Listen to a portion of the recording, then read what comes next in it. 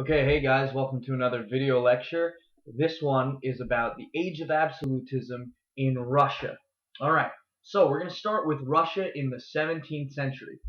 Russia, if you're going to think about them in one word, think backwards. The Renaissance completely misses Russia. Russia was about 200 or 300 years behind the rest of Europe in terms of technology, in terms of culture. They were medieval, they were isolated, completely untouched by the Renaissance or Reformation. During that time period in the 17th century, so the 1600s, we saw a period of disorder and foreign invasions. Now take a look at this map of Russia, okay? So as you can see, Russia is pretty far east compared to the rest of Europe, the countries we've been studying. Spain, England, France, Italy, Germany, which at the time is Prussia. It's separate from everything that was happening in Europe at the time, the Renaissance, the Reformation. And Russia is on two continents. Part of it's in Europe, and then when you go on the other side of what's called the Ural Mountains, you're in Asia. It's a massive country, but it's also very isolated. So, the main ruler we want to know about in Russia is Peter the Great. In 1682, a 10-year-old Peter the Great, or at the time Peter Romanov, inherits the throne in Russia. He's not really well educated when he takes over the throne, but he had that intangible quality of curiosity. Peter would often spend time in what was called the German Quarter, and this is where a lot of foreigners in Russia lived. A lot of them were European living and working in Russia. When Peter was in the German Quarter, he heard about all of the technology and all of the ideas that were flowing through Europe during this time, aka the Renaissance and Reformation. So, Peter, as a young man, it's about 1697, he's in his early 20s, he decides to go west. And he goes into Western Europe and he observes the function and the layout of different Western cities. Kind of gets an idea for how these European countries are operating. He observed British Parliament. He goes all the way to England and he watches British Parliament operate. Wow! He was impressed at how subjects, meaning the people, spoke openly and truthfully to their king. Remember, the English Bill of Rights allowed this. This was totally new to Peter. He had never lived in a Russia where people could openly criticize or speak to the king, and he thought that was really good for society. So he learned from this. He visited factories, art galleries. He learned from doctors, dentists, and shipbuilders. When he goes to the Netherlands, he sits down with shipbuilders and he watches them build. It's a really meticulous art form. And he sits and he watches the craft.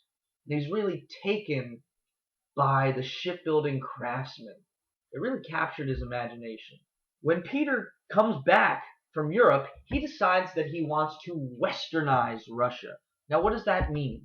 Well, when you westernize a place, you adopt Western ideas, technology, and culture. And in terms of the West, we're really talking about Europe at this time. Remember, the United States of America doesn't exist yet. Now they're called the West, along with Europe, but at this time the West was just Europe. So Peter wants to make Russia like Europe. Many Russians didn't like this. They didn't like that Peter was trying to change things. One lesson you should learn in history: people do not like change. Peter tries to change things, people are very resistant to that. But Peter imposed his will. He was an absolute monarch and he said, this is the way it's going to be. Peter wanted to expand Russian borders. He wanted to strengthen the military. To do this, Peter brought all institutions of Russia under his control. Boyars, B-O-Y-A-R-S, these are nobles in Russia. They were forced to serve the state. They were also forced to shave their beards and wear Western clothes. This picture exemplifies the change that Peter wanted to see in Russia. On the left, you see an older gentleman with a long beard, a funny mustache, a cane, and a cape. Ugh. But the guy on the right has scissors. He's going to cut the beard off. He's dressed in much more Western-looking clothes from the rest of Europe. This was the sort of change that Peter was trying to bring to Russia. He's trying to bring the Russians out of those darker ages and into newer modern times. But the thing is, anytime a king makes a change, they have to satisfy the nobles. And in this case, the boyars were the nobles in Russia. Peter did exactly that.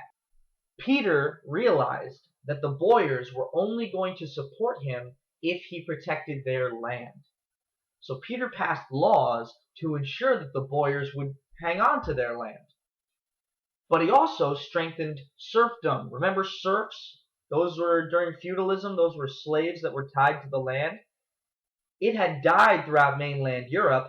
Peter let the boyars keep their serfs, and this made the boyars loyal to Peter. Let's talk about the reforms Peter brought to Russia. He, one, introduces Western technology and ends isolation with the rest of Europe. He improved education. He opened up academies for math, science, and engineering.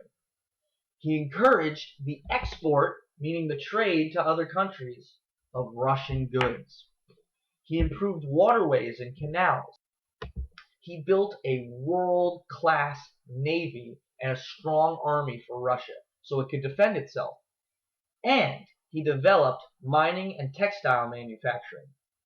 All of these changes happened under Peter's watch, and it's meant to not only strengthen Russia, but to westernize Russia. Peter would execute anyone who rebelled. Now, we said that Peter wanted to strengthen Russia, but he also wanted to expand Russia. Peter wanted a warm water port on the Black Sea. The Black Sea is in the southern part of Central Europe. Now, Peter was unsuccessful in getting this warm water port from the Ottomans in the Black Sea. Oddly enough, let's talk a little bit about current events. Russia has just recently seized Crimea from Ukraine. Now, Crimea is based in a warm water port. Think about why Peter wanted to get a warm water port. Russia is very, very cold. If your ports are icy, it's harder to get the goods on and off the ships. So it's harder to trade. So Peter wanted a warm water port so that it would be easier to trade. Peter sent explorers into Alaska. At one time, Alaska, all the way down to about modern-day San Francisco, belonged to Russia. Peter signed a treaty with China that defined borders. For a long time around the Gobi Desert, it was sort of tough to decide, oh, whose territory is this, whose territory is that. Peter and China make an agreement, and it's very clear. One of Peter's great triumphs was from 1700 to 1709, known as the Great Northern War. Russia defeats Sweden and gains territory near the Baltic Sea. He doesn't get the warm water port that he wanted, but he is able to gain territory. The pride and joy of Peter's life was St. Petersburg, Russia. Peter created St. Petersburg in the new territory he got from the Great Northern War. St. Petersburg was called the window to the West, and it was Peter's proudest accomplishment. It was designed by Italian architects. It was a symbol of what Peter wanted Russia to look like, because St. Petersburg was a very European city. It's a very modern city. Now, unfortunately, Peter dies in 1725, and there's a lot of really poor leaders after him. We're not even going to talk about them. We're going to talk about Catherine the Great. Catherine was German, but had married the Russian heir to the throne. Now, Catherine was energetic and efficient. She organized government, she codified laws, strengthened them. She set up education for boys and girls.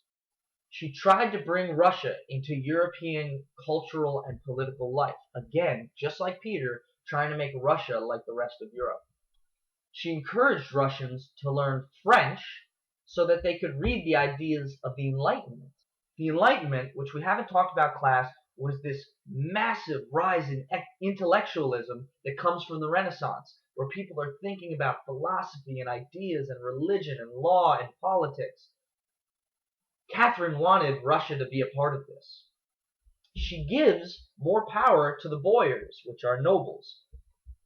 When peasants or serfs rebelled, Catherine brutally repressed them. So Catherine, like Peter, had a very clear vision for what she wanted Russia to look like, and anybody who got in her way, she would kill, much like Peter. Catherine expands Russia in the way that Peter had done, except she's able to one-up him. During the Russo-Turkish War, which lasted from 1773 to 1774, Catherine and the Russians fought against the Ottomans. And in that war, Catherine and Russia are able to finally gain that warm water port that Peter had wanted so bad. They get one right on the Black Sea in 1774. Another big expansion that happens is the partition of Poland. Remember when we did our India unit, we talked about partition? It means divide. Well, Poland was literally divided into three separate sections. This happens from 1792 to 1795. Russia, Prussia, which is now Germany, and Austria all wanted a piece of Polish territory. So the monarchs from Russia, Prussia, and Austria agreed to partition Poland, kind of like a pizza. You get a slice, you get a slice, you get a slice. Each country got a piece of Polish territory. Feel kind of bad for Poland because they kind of got bullied in this situation, but Russia, Prussia, and Austria were much stronger than Poland, and they all took a piece of the pie. So here's some focus questions I want you to answer. Number one, what were three goals of Peter the Great? And tell me one step that he took to achieve that goal. So again, tell me the three goals, and then give me a step that he took to achieve that goal. Second question, what is Peter the Great's legacy? How should we remember Peter the Great? Tell me your reasons, and then give me evidence. Okay. How were Catherine's ideals or visions and goals for Russia similar to Peter's? Compare her vision for Russia to Peter's vision for Russia. Okay, guys, I hope you enjoyed this video lecture. What?